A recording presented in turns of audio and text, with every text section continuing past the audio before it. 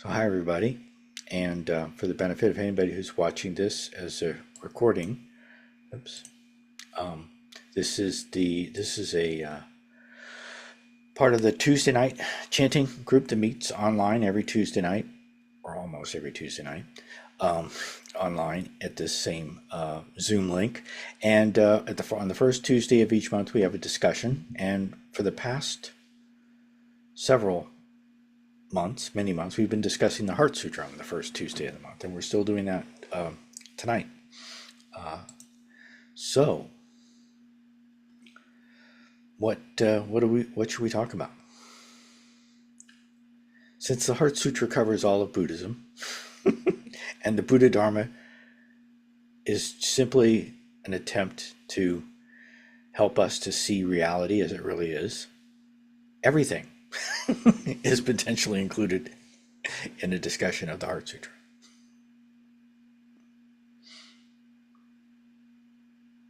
Yeah, Jennifer. Hi, everybody, and thank you for your practice, and thank you for this group, Kurt. I'm so grateful. I think one of the last times we had the discussion about the Heart Sutra, you had said that actually writing out the Heart Sutra is practicing the Heart Sutra. Yeah. So I actually have started kind of putting that into my practice as like reading, writing, studying, practicing. It's been great. I write the English version. But then, so what I've been doing is I write the whole thing, and then I started by just like underlining words that I wanted to clarify, like Maha and Prajnaparamita. For some reason, even though I know them, when I hear it, I can't recall these things from my mind. So it's just kind of enriched my practice, my understanding, and I just wanted to say that that's just been a nice. It's really enhancing my learning and my understanding of Buddhism and of my practice. I think I just wanted to share that, and that's been helpful. Yeah, it's a great practice. It's a very interesting kind of meditation practice because it's when you're writing, you're using your eyes and your hands basically. That's what you're doing, and then and putting it down on paper, and so it's a kind of a body practice, although you're remembering it, and so you have. So do you do it from memory?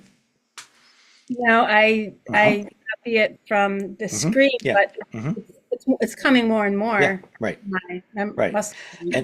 And so that would be one thing to work on because as you write it, you will naturally as you write it, and if you also recite it, which you can recite it faster than you can write it, which means you can recite it more times. And so, I mean, I would recommend doing both and reciting it if possible.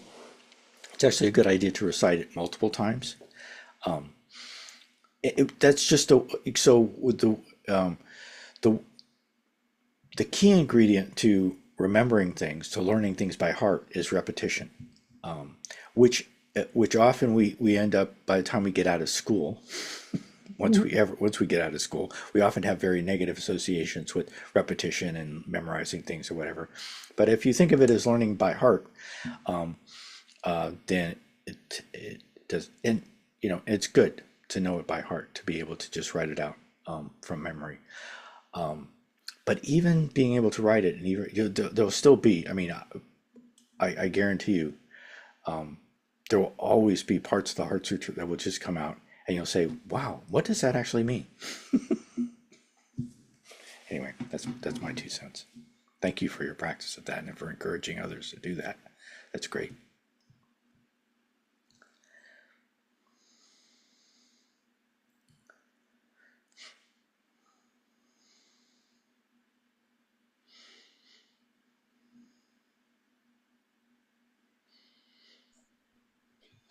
So you mentioned that it covers all of Buddhism, Hmm. and I would have thought it covers Mahayana Buddhism, but not. Although I'm always kind of surprised by Hmm. some of the things that cross over. Hmm. So I know that Theravada Buddhists would they recognize and consider valid, I guess I'd say, the path of the Bodhisattva, although that's not their ideal practice. Is that kind of so? When you say it's for all of Buddhism, Hmm. uh, uh, what's the relationship? I guess my question would be, what's the relationship of Theravada Buddhists to the Heart Sutra? Oh well, I don't think they have. I don't think that they. So Mahayana Buddhism includes Theravada, or Mahayana Buddhism includes all of the teachings that are taught and that are practiced in Theravada Buddhism. Although they do it their way, we do it our way, whatever. But there's none of the teachings of Theravada Buddhism are they're all included and considered, because the teachings of Theravada Buddhism are the teachings of the Buddha, and we Yeah. completely accept those. It doesn't work the other way around. The sutras, the Mahayana sutras, are not accepted by Theravada Buddhists as the teachings of the Buddha. So the although there are many Theravada Buddhists who are very interested in and who are quite knowledgeable about Mahayana Buddhism. And it's interesting because there's one teacher and writer in particular. His name is Analayo, Bhikkhu Analayo, Nalayo, Analayo, and he's done a lot of writing about the Theravada teachings on compassion and emptiness. And so in part he's kind of making a bridge between Mahayana teachings and Theravada teachings, and also kind of demonstrating, and which is important to know, that a lot of the stuff that we think of as being very Zen or Mahayana is all based on the teachings of the Buddha, with just some differences of emphasis. And even the whole notion of the Bodhisattva path. The Bodhisattva path is based upon the the stories that the Buddha himself told that are part of the teachings of Theravada Buddhism about his path, his Bodhisattva path. The Buddha was the one who talked about being a Bodhisattva, because that's what he was before he became a Buddha. And that's very much a part of Theravada Buddhist teachings. But they make a distinction between the path to becoming an arhat and the path to becoming a Buddha. And in Mahayana Buddhism, we also recognize that distinction, but with the difference that we just think that the path to Buddhahood is available to everyone. Whereas in Theravada, there's more the idea that most people should take the arhat path, and only very, very, very, very, very, very, very few individuals take the path to full Buddhahood. And so one question I know that you had brought up at one time, Tom, was the question about the phrase that's in the Heart Sutra of Anuttara Samyak Sambodhi. Yeah. And if that's and the way that that's often translated into English is perfect enlightenment. Perfect, yeah. And so does that imply that there's imperfect enlightenment? And the answer is, I don't know if we did we actually talk about that? I know that you sent that to me in an email, but in an arhat does not attain Anuttara Samyak Sambodhi. Only a Buddha attains Anuttara Samyak Sambodhi, although an arhat attains enlightenment. And traditionally in Zen teachers throughout history have talked about lots of, I have this many enlightenments, big enlightenments, medium enlightenments, small. And so a lot of times people talk rather loosely about enlightenment, which is one of the reasons why it's good to have a special word for the enlightenment that a Buddha has. We have all had enlightenment experiences. We wouldn't be here otherwise. And even people who don't do any kind of practice have, it's very common when people have any sort of severe illness or automobile accident, when people experience extreme grief, it's an awakening experience. And the difference between people who have some sort of a spiritual practice and people who don't is that you can work with those experiences, which are often very difficult, painful, and terrible experiences. You can work with them in a completely different way if you have a meditation practice or some other form of and so that you don't just have that jarring, horrific experience. You get some insight into why it's so jarring and horrific, and what that is all about, and what it's all about. Yeah. And I mean, things like that inevitably happen to you during Yes. the course of a lifetime, and the loss of parents or the loss of Yeah. siblings, etc. It's a profound experience. Yeah. And yeah, and you get to a point, in our culture, people do not like to speak about death, and Mm-hmm. and the topic is kind of avoided, but it's at some points forced upon you, and you can't not consider the consider what the implications are, and Mm-hmm. uh, how it relates to life, etc. Yeah. Right. So when we talk about an enlightenment experience, I often think, if people have epiphanies, and and and I was just now thinking about, and I've always kind of defined an epiphany as an enlightenment experience, or maybe a mini enlightenment Mhm. experience. But I'm just thinking right now that, okay, maybe people use epiphany as, I guess, on a topic that wouldn't be spiritual. You can also probably have uh, an epiphany about whatever you're studying in science or something, Mhm. because it's just a deep understanding. Uh, Yeah. yeah. Well, so that, and we don't talk about this so much in Zen, or probably at all, but in some traditions, they talk about analytical meditation, which basically means you listen to teachings on a certain subject, you study that subject on your own, and you also, in parallel, you're practicing meditation. And your meditation will eventually lead to an epiphany, to which where you actually, having heard the teachings and having put effort into studying the teaching and then practicing meditation, for lack of a better word, you get it.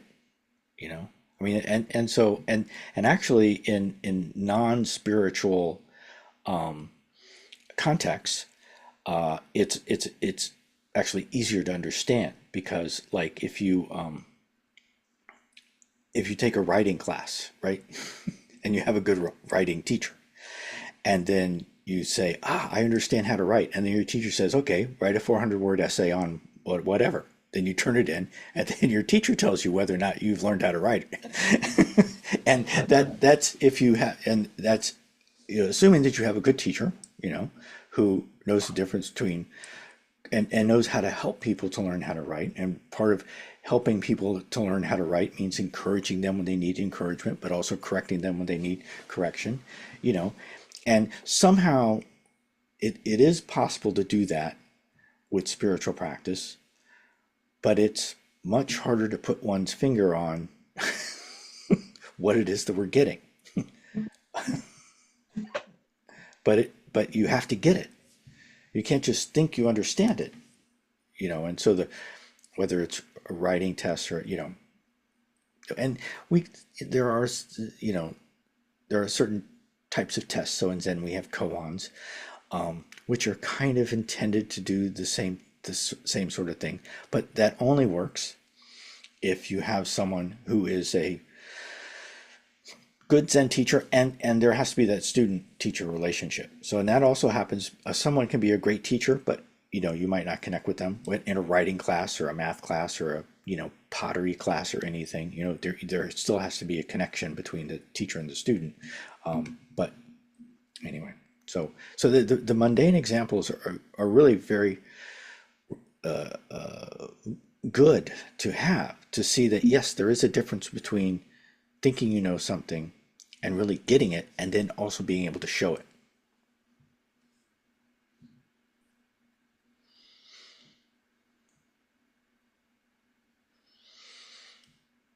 And so it's good to have something like writing the Heart Sutra or chanting the Heart Sutra to help us along the way. Because at the very least, those are very good things to do until you get it. And there are things that will help you to get it. That's why we have practices like that. And you don't just get it, you get things along the way, What does it mean practicing deeply the Prajnaparamita? And that's actually kind of it. And so in Mahayana Buddhism, we use the terms Hinayana and Mahayana, right? And then generally speaking, what Mahayana Buddhists do is they have three levels, right? There's the Hinayana level, which is the very prescriptive level. And then there's the Mahayana level, which is much more. So in Hinayana, and here I'm not using it as a pejorative term to refer to lesser forms of Buddhism, I'm using it in a very practical way. To this Hinayana Buddhism, you're told this is good, this is bad, do what's good, don't do what's bad, and the result will be good for you if you do that. And if you don't do that, then the result will be bad, right? So that's very Hinayana style teaching. The very opening of the Heart Sutra is like that. Avalokiteshvara Bodhisattva, while practicing deeply the Prajnaparamita, perceived that all five skandhas are empty and was saved from all suffering and distress. Saved from all suffering and distress is basically the state of an arhat. And also, that's the state that Shariputra is in. Shariputra is an arhat. And he's kind of the receiver of this teaching. And what Avalokiteshvara is doing in this teaching is helping him to become a bodhisattva. And the backstory is that Shariputra previously had been a bodhisattva, but had given up. Because in the story behind that is there's different stories about why he gave up the bodhisattva path, but he went from practicing Mahayana Buddhism and being on the bodhisattva path, and he turned away from that because it was he felt it was too difficult, and he focused just on attaining individual liberation as an arhat. And so that's actually the Hinayana part of the Heart Sutra. In that's a non-standard interpretation, I think, of the Heart Sutra, but it's kind of it's very, if you practice deeply the Prajnaparamita, then you will attain this sort of result. And then the rest, and then the next section of the Heart Sutra is all about actually know this, know that, know nothing. There's no results. There's no attainment and nothing to be attained in the kind of the middle, the big meaty part of the middle of the Heart Sutra. Whereas in the beginning and at the end, there is attainment and something to be attained.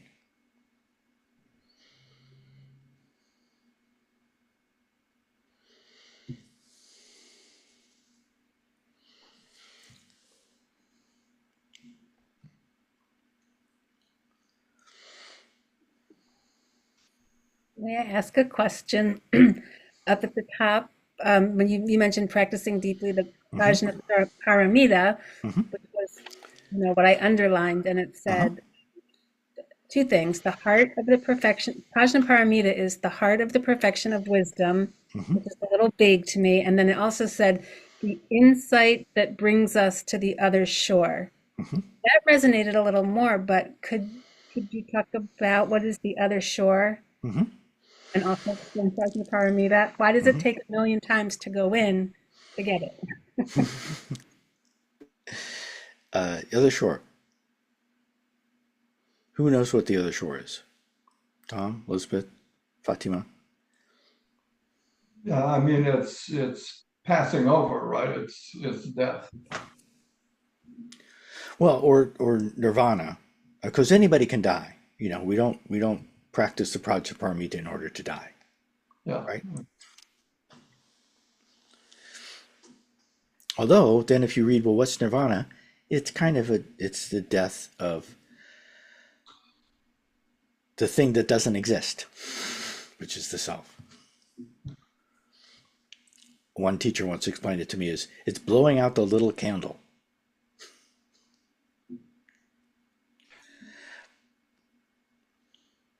So this has always been Uh-huh. problematic, right? Is Mm-hmm. the Buddhist concept of the self, or appropriately non-self. Mm-hmm. And I find it, I've always found it a little difficult to understand of, okay, so what exactly are we saying? Because there's only, I mean, you have your five, six senses, and this is the only way. This is the means by which we interact with the world, right?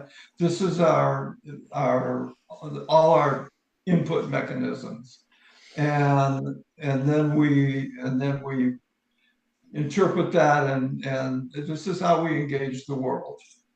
Um, and so you know, I've tried all the traditional questions, you know. So today I could say, who is it that engages the world, right?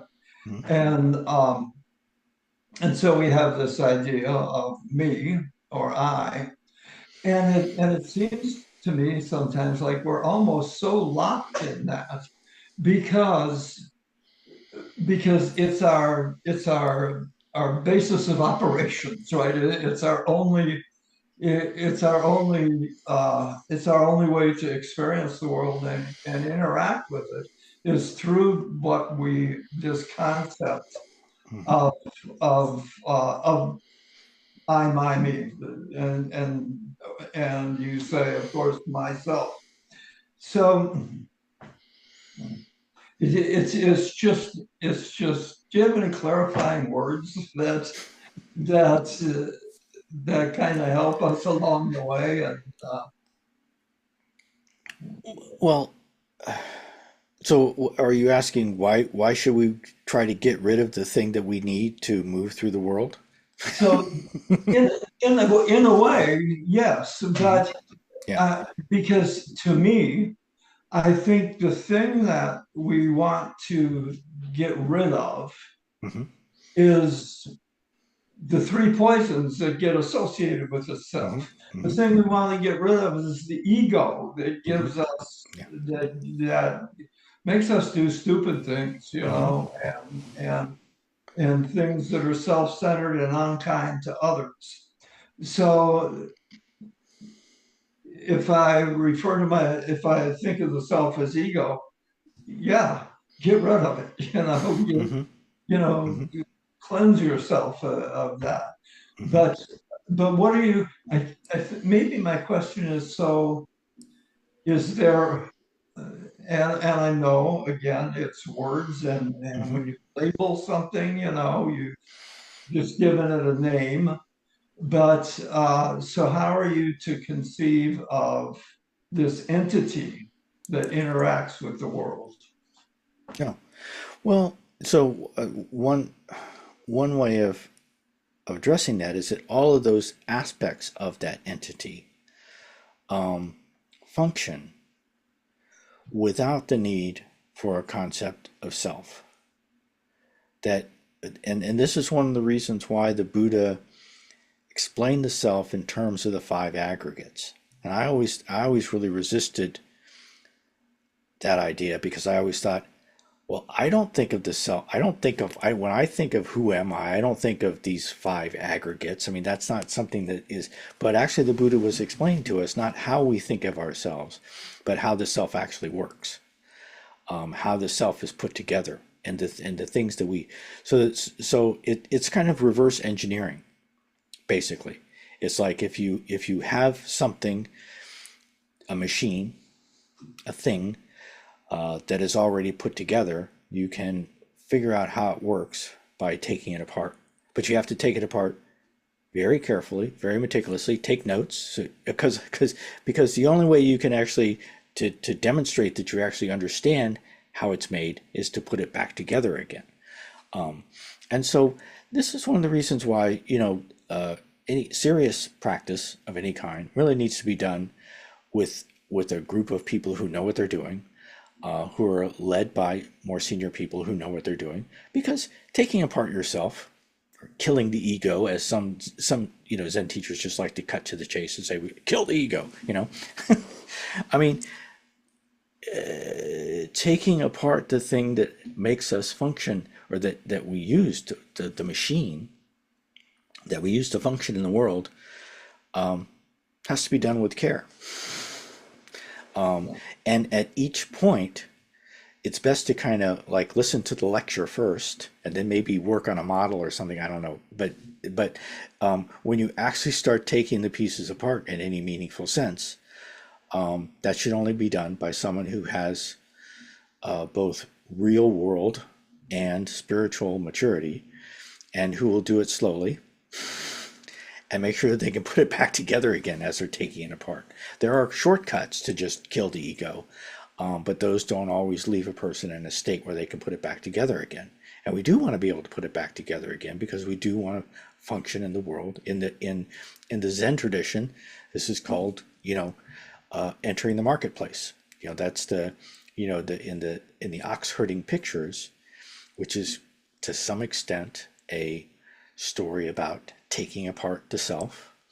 The final step in that process is putting it back together again and entering the world now without. So the problem with the self is self-centeredness. The problem with the self is the problem with having the idea of self is that you prefer for the good things to happen to me and the bad things to happen to others, whereas that is the path to suffering, or at least that's the teachings of the Buddha. And that's, I mean, I am far from acting in that way all the time myself, but I can have a sense of the truth of that, and I'm working towards that. And so the path to suffering is preferring self to others, and or as the Dalai Lama likes to say, all suffering comes from seeking happiness for oneself. And true happiness only comes from seeking happiness for others. And the thing that stands in the way of accomplishing that is this idea of self. Do you have to have a self in order to prefer the self? You have to have a pretty strong concept of self to really believe it's okay for bad things to happen as long as they're not happening to me.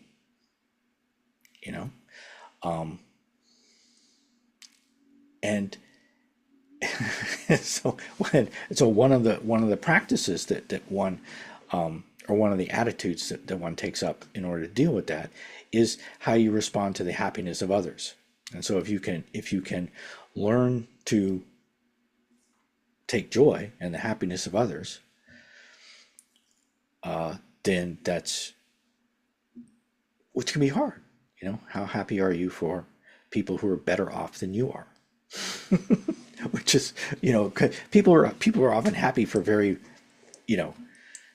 for the same reasons that we're happy. I'm happy when I get money. I'm happy when good things happen to me, and I don't think that much about the fact that they didn't happen to other people. So how happy are we for the people who are better off than I am? It's a little bit easier actually to feel compassion for people who are worse off than I am. And that's something to look at as well. But it all revolves around this concept of self, and why this concept of self really is the ultimate source of, and not just the concept of self, but grasping at self is. I've been reading a lot of Thupten Chodron lately. Thupten Chodron, she's very close with the Dalai Lama, and the Dalai Lama comes from a school of Buddhism where they're very, very, very analytical, and they break, they're the reverse engineers of the Buddhist world. In fact, the Dalai Lama, part of his teaching, and he never makes this very explicit, but he has this hobby. And of course, the Dalai Lama doesn't have hobbies, but his hobby is collecting watches, and he takes them apart and he puts them back together again. And this is what he's teaching in his hobby. He loves it. People all over the world, rich people give him watches, and he takes them apart, puts them back together again. And this is essentially what he's teaching. And so Thupten Chodron is actually very good at explaining this in terms of there's the grasping itself, which is kind of the core conceptual side of ignorance. And then there's the preference for self, which is the behavioral, the way it comes out in our actions. And it's much easier to see the problem in the preference for self. But then once you kind of have that clearly in mind, well, what's the preference for self? That has to be based upon, you have to believe in the self. You have to, because if you really believe, as I do, I still do, I believe, I don't know if I believe, but I am upset when bad things happen to me, more so than when they happen to other people. So underlying that is this self.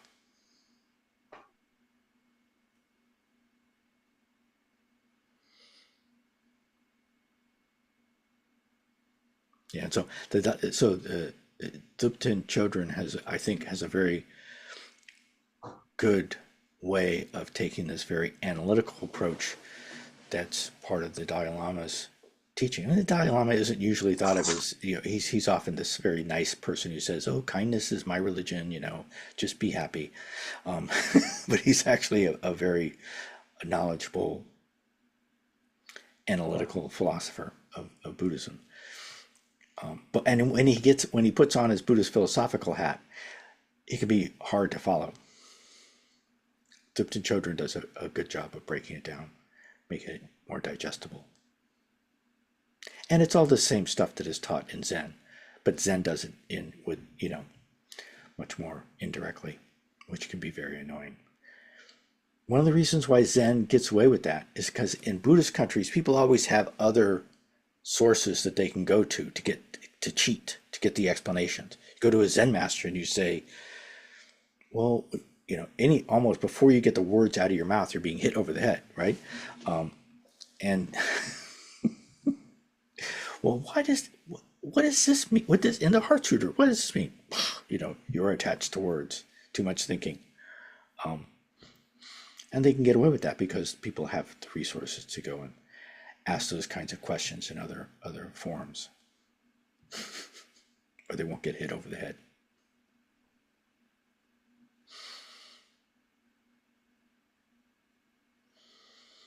The self. It's a deep subject.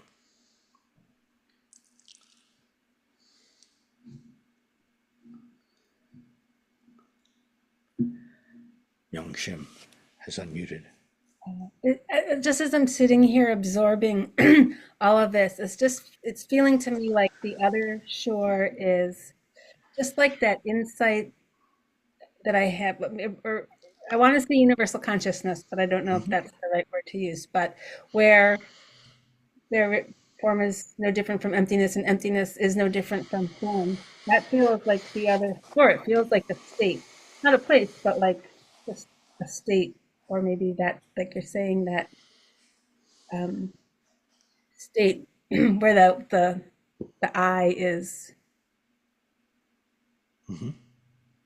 part of it all, or I don't know. Ah, I can feel it, but I can't say it. Mm-hmm. Yeah. Well, Um, that's very true of the other shore. We can get all kinds of glimpses of it and experiences of it, short of Anuttara Samyak Bodhi, still. But it's important to have those. What does it feel like? oh my gosh, it just feels like whole complete oneness. Just whole complete oneness that everything is unfolding in perfection, and that there's no grasping, and there's no grasping, and it's not detaching, but it's just being. Maybe it's the present moment, maybe it's non-attachment, just an allowing things to be as they are, truly, Mm-hmm. urgently. Mm-hmm. I don't know, that's what it's feeling like to me right now. Yeah. Does that sound crazy? I don't know. No. It's really important to have experiences like that. Um, at the same time, it's also important to keep our feet on the ground and to pay attention to our own actions and our own thoughts, and to notice how, even having had that experience, we still have work to do, and then trying to figure out what how to use whatever kind of insight we have to keep moving forward. And usually, and so just usually the answer to that is to keep doing it. Keep going. you know Winston Churchill said, when you're going through hell, keep going. But it also works when you have, and it's actually sometimes it's more important and more difficult to realize that when you're going through a a realization or an enlightenment experience, keep going. Because there is at some point, it's very easy for people to stop.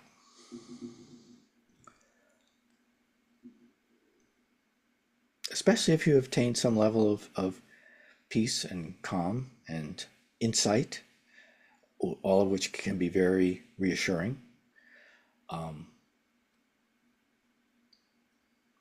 important to keep going.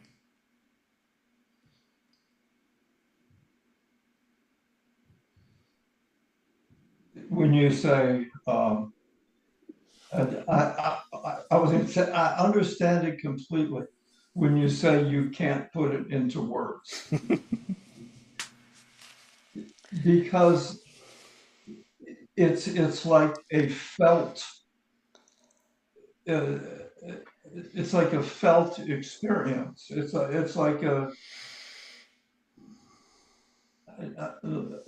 bliss or perfection or something like that, you know, and but you can't tell what it was like.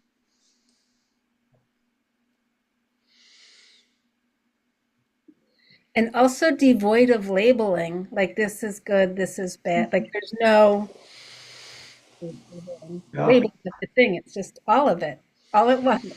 Mm-hmm. Um, I really appreciate this conversation on the self. And I think there's a word for you're saying about practicing the enjoying other people's joy. And I have a friend who said this. I just think this would make a great little Zen story or something. But I say it all the time. She said, I used to look out the window and see this couple walking down the street holding hands, like an older couple. Mm-hmm. And she's like, oh my gosh, that must be nice to have a husband that walks down the street and holds Mm-hmm. hands with you. And my husband would never do that.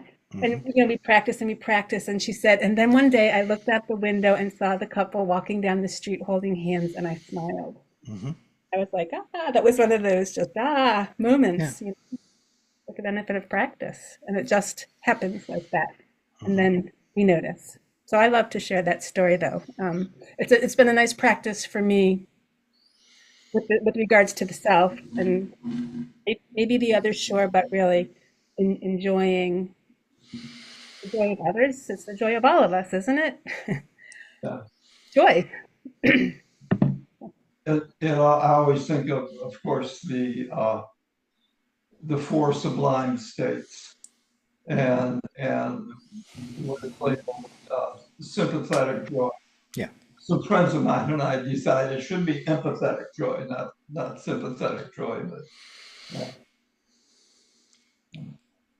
Yeah. I often say empathetic joy, but and you know the Buddha didn't speak English, so it's oh God, there is a Pali term that mudita, I think is the Pali for it. I'm probably getting that wrong, but mudita, actually, I think it is. So it's actually a, but yeah, I mean, the best is sympathetic joy or empathetic joy. Taking joy in, so Zen Master Sung San just said, if others are sad, you are sad with them. If others are happy, you are happy with them. Yeah.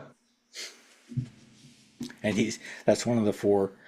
That's one of the four kinds of bodhisattva action. He said four kinds. So if someone is hungry, you give them food. If someone is tired, you give them a place to rest. That's the first kind of bodhisattva action. Just helping, practical, very practical helping.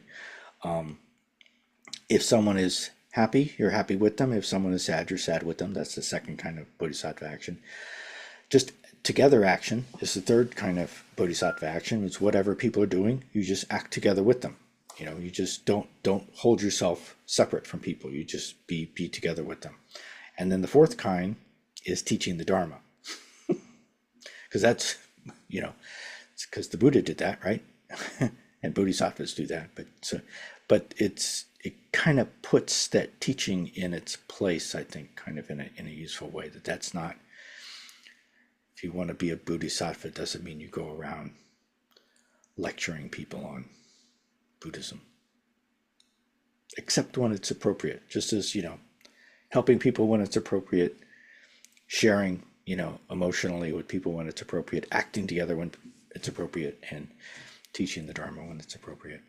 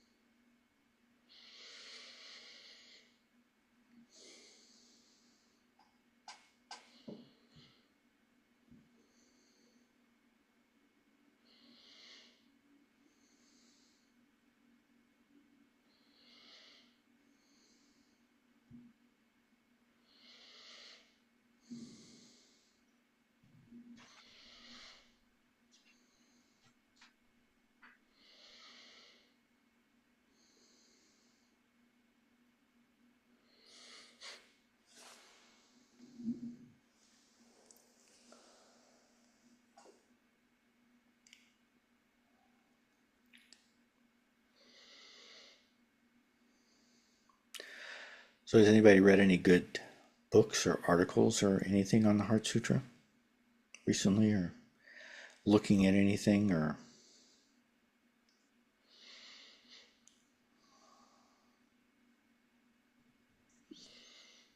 I can't speak on this, but I can say that in my study from the Heart Sutra, Thich Nhat Hanh apparently like revised the Heart Sutra, and of course I forget. It went in at the time. I can't get it back out, but I thought it was interesting how and why he uh, did that.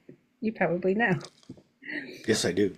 Well, Okay. I mean, I know the gist of it. Yeah, I haven't read the whole book in detail, but yeah. But I mean, his main concern is people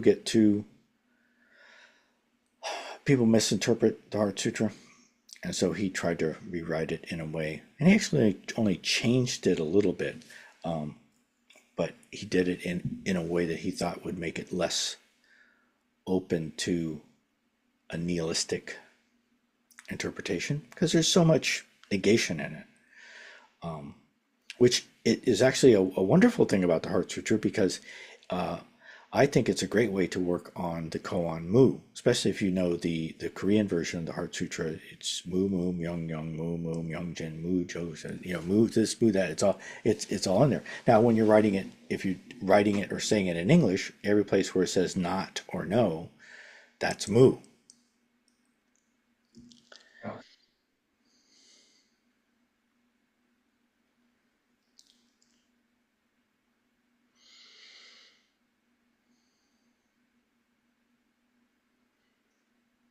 And but mu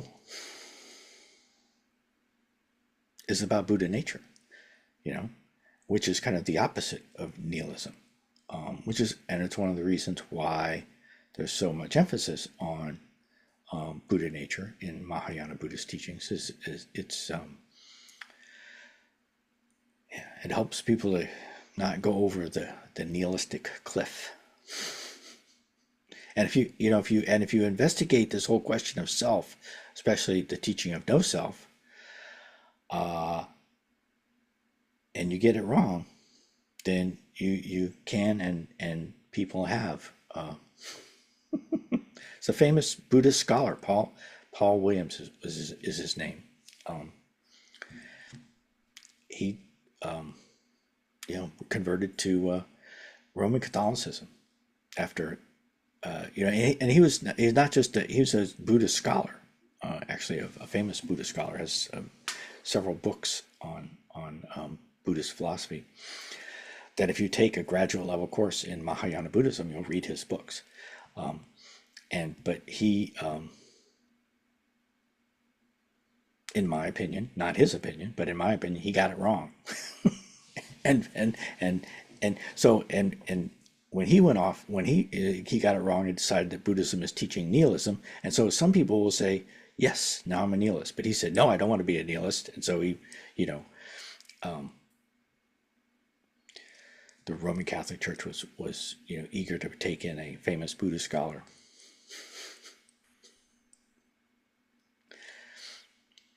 And he wrote a book about it. So I would encourage people to read it. What he has to say for himself. It's called "The Unexpected Way."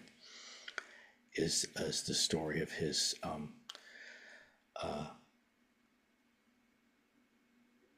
deciding that Buddhism is nihilistic and therefore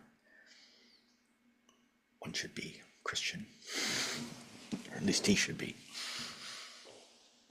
But I mean, and I haven't read that book, but I've read other things by him, including his books on Mahayana Buddhism. In fact, he has one that's just titled Mahayana Buddhism. And it's I mean it's a good cautionary story, in my opinion, and and I think it's a natural thing to talk about when talking about why did Thich Nhat Hanh feel it necessary to tweak the Heart Sutra so that that wouldn't happen, or to help people from having that happen to them. Because Thich Nhat Hanh's teachings on Mahayana Buddhism are definitely not nihilistic, but he has a lot to say about emptiness, and but also he has a lot to say about how that same concept of emptiness is really inextricably connected to what you were expressing and experiencing, Jennifer. You know, the oneness, because if there is no self, that doesn't mean the self. It's not that the self doesn't exist. It's the separation between self and other is what doesn't exist, really. And that's not nihilistic to look at it in that way.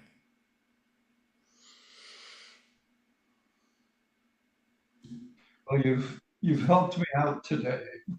So Hallelujah. Pardon? Hallelujah. Sorry. This weekend, I have run for the past several years. I've run a prison sangha, Mm-hmm. and we're doing our first. I got permission to do a whole day retreat there. Oh, cool. We're doing that Saturday, and I wanted to, you know, as you all over what you want to include. I wanted to include the Oxfording pictures. Mm-hmm. And yet I thought I just wasn't sure about. I mean, I could just sit and explain them and step through them, but I thought I want a fresh angle, and you gave me the fresh angle. Oh, okay, good. Yeah. So, yeah. So that really that's been very helpful. Thank you. Yeah. You're welcome. Thanks for that feedback.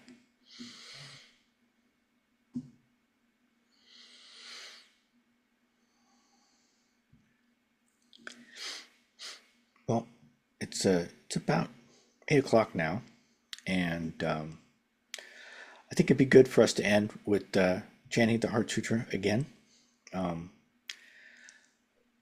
So let's do that. Let's see. Let me get this. Oh, good. I didn't.